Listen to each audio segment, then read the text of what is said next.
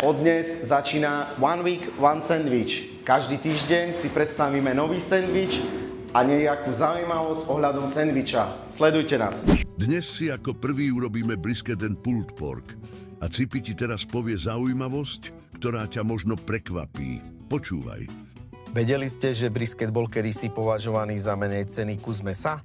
A to len preto, že pochádza z časti kravy, ktorá nesie asi 60% jej váhy pri státi a schôdzi. V 19. storočí ho mesiari často nechceli ani predávať draho. Bol lacný a populárny hlavne medzi chudobnejšími komunitami.